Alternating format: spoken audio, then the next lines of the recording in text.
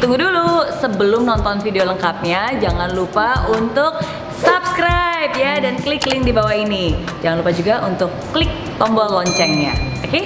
Terima kasih. Selamat menonton.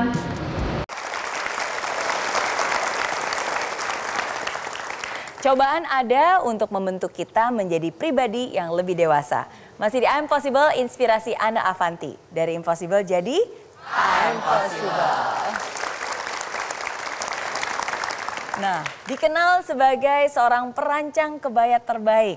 Nah, apa yang membuat Bunda Ana Avanti memilih untuk merancang kebaya? Ya, ada di dalam buku saya tertulis bahwa kebaya ini bukan manuver bisnis.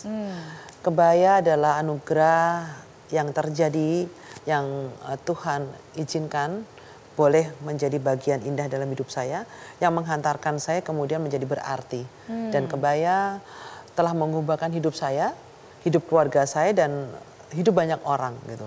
Jadi kalau saya melihat kebaya itu bukan karena bentuknya kebayanya gitu, tetapi kebaya ini perantara.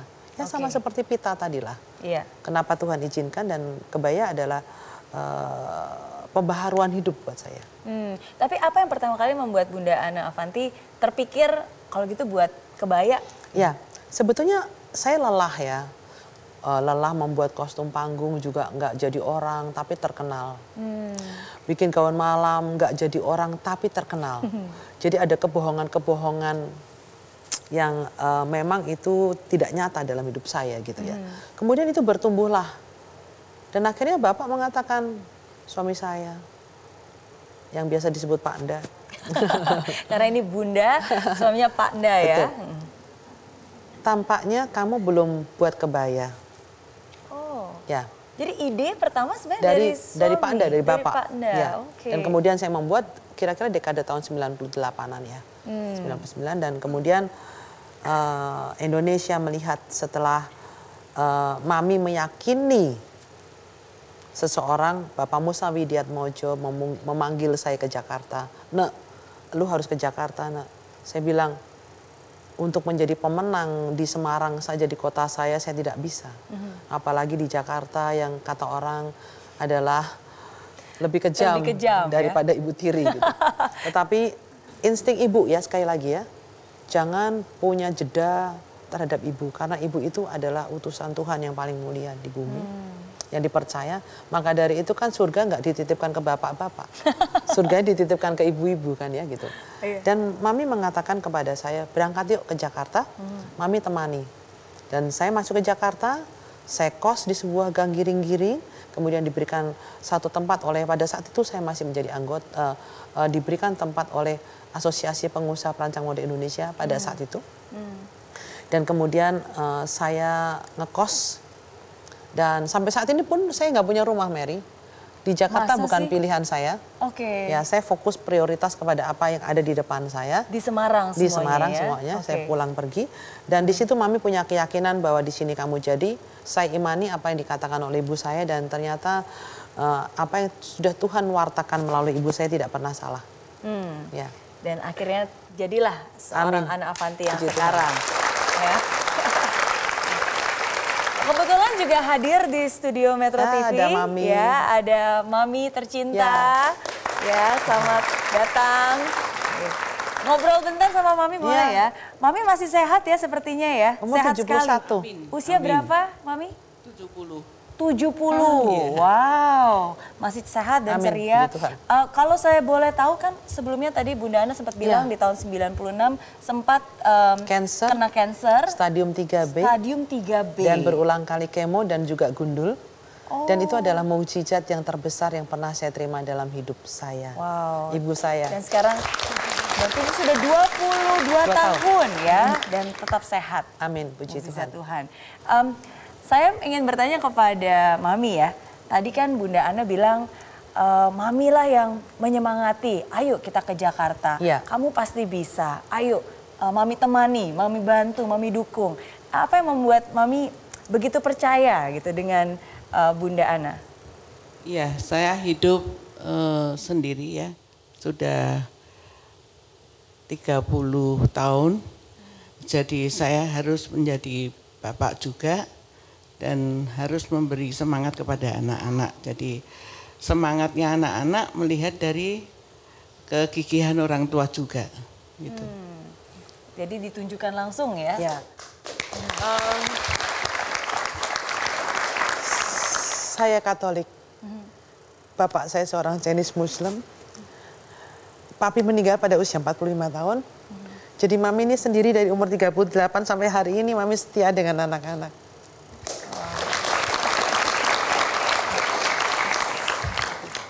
Saya bangga mempunyai anak seperti anak Avanti. Dan memang tidak ada satu orang pun yang bisa mengerti perasaan anaknya selain ibunya sendiri. Dan tidak ada satupun yang bisa benar-benar memberikan support dan cinta yang tulus kepada anaknya dari ibunya sendiri. Ya, harta terbesar saya, ibu saya.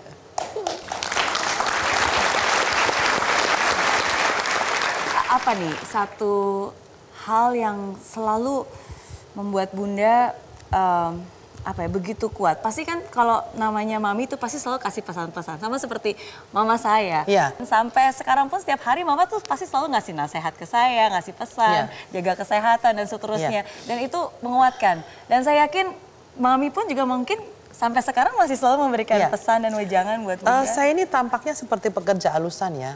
Tapi sebetulnya saya ini pekerja kasaran. Jadi loading in, loading out pameran setiap bulan. Kemudian saya menjalani proses demi proses itu tidak pernah melihat saya ini siapa. Buat saya secara pribadi semangat mami untuk memberikan satu keyakinan kepada saya. Ini juga meyakinkan saya bisa berikan secara estafet kepada anak-anak saya, kepada karyawan saya, apapun perjalanan hidup yang dialami oleh anak dan keturunan saya gitu. Karena saya tidak bisa membeli. Buat saya hidup itu pemberian gitu, bukan pembelian gitu. Pemberian bukan pembelian. Anugerah ya. Anugerah. Harus dimaksimalkan. Bagaimana peran mami di saat di awal-awal ketika Bunda Ana memutuskan untuk membuat kebaya, itu kan banyak pihak yang menilai bahwa yang Bunda Ana Avanti lakukan itu katanya merusak pakem Jawa. Ya, sebetulnya semua yang baru, apapun itu bentuknya, mau makanan, mau bikin baju, mau usaha di bidang di bidang apapun, itu sebetulnya hal baru itu selalu membawa rasa iri. Jadi orang yang di samping kiri kanan kita itu sebetulnya adalah orang yang iri hati terhadap kemajuan orang. Oleh karena itu kita harus belajar bijak, melihat kemajuan orang itu sebetulnya adalah tuntunan yang kita bisa tengok sebenarnya gitu. Nah, orang iri itu pelampiasannya bermacam-macam. Statementnya bermacam-macam. Ada yang mengatakan saya merusak budaya Indonesia. Ada dalam tulisan sebuah majalah yang dulunya saya pengen banget masuk majalah itu. Memang masuk tapi judulnya Ibu kita Kartini menangis melihat karya Ana Avanti. Gak enak judulnya. Tapi saya yakin bahwa hari ini Ibu Kartini tersenyum dan berbahagia karena karya Ana Avanti sudah mampu dan banyak menginspirasi orang mencari nafkah melalui kebaya Indonesia yang terus berinovasi. Karena ada suara-suara juga yang bilang, wah Ana Avanti itu suka cari popularitas katanya. Dari kecil saya selalu bicara pada mami, pada keluarga saya bahwa saya ingin populer, saya ingin terkenal. Jadi semua kegiatan saya juga menyangkut kegiatan sosial dan apapun yang saya lakukan saya langsung upload supaya banyak orang tahu. Kenapa? Dengan popularitas itu saya menjadi bisa dikenal banyak orang, menjadi didengar dan menjadi dilihat. Jadi kalau Ana Avanti cari popularitas itu 100% benar. 100% benar cari popularitas. Dan itu juga Ana Avanti pencitraan, itu 100% juga benar. Saya bercitra baik dengan harapan saya bisa memberikan inspirasi pada banyak orang itu kalau citra saya baik. Oleh karena itu anak-anak sekalian, adik-adik dan saudara sekalian, apabila mendengarkan dua kalimat itu mengenai mencari popularitas dan pencitraan, jangan langsung kupingnya merah gitu. Itu yang saya gunakan. Jadi kalau orang ingin memberikan pengaruh kepada orang lain harus populer dulu. Dan carilah popularitas itu dengan cara yang baik. sesuai dengan agama kita, kepercayaan kita, dan adat ketimuran kita, dan kemudian menghormati orang tua, anak-anak, dan seluruh jajaran keturunan kita kan tentunya ya. Ini betul. Kan ada nggak bisa sendirian. Benar. Kalau ada konsekuensinya, betul, ada dampaknya ya, juga. Gitu. Nah, ketika itu orang melihat anak Avanti ini selalu mau tampil. Dari bacaan buku-buku saya tentang Mother Teresa mengatakan kalau kamu yakin kamu baik dan yakin apa yang kamu lakukan tulus, kibarkan bendera tinggi-tinggi, perlihatkan kepada banyak orang, di mana mereka akan mencari pertolongan ketika kamu bersembunyi, dia tidak akan pernah menemukanmu. Dari situlah saya merasa yakin saya tidak perlu bersembunyi. Harus populer, harus punya citra yang baik supaya itu bisa menjadi contoh ya. Dan jangan sembunyi. Dan jangan sembunyi ya. Ini seperti quotes dari Bunda Ana Avanti malam ini juga kita lihat. Dengan populer dan bercitra baik, saya dilihat dan didengar sekaligus menginspirasi banyak orang. Yes, populer dan bercitra baik untuk menginspirasi banyak orang. Jangan kemana-mana, Impossible masih akan kembali setelah yang satu ini. Jadi tetap di sini, dari Impossible jadi Impossible. Begitu banyak orang mencontek karya Ana Avanti, hari ini saya tidak pernah miskin. Karena rezeki itu tidak pernah tertukar dan nggak pernah sama.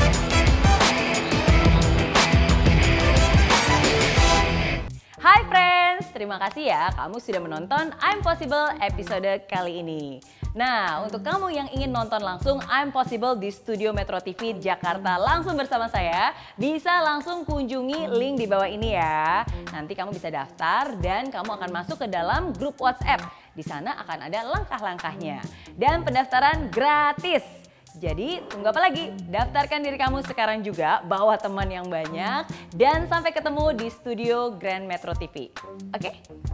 Di aplikasi Mary Riana tersedia lengkap video-video YouTube terbaru saya, artikel yang up to date, quotes inspirasi, koleksi merchandise, workshop dan seminar yang bisa kamu dapatkan free. Dan download sekarang juga gratis.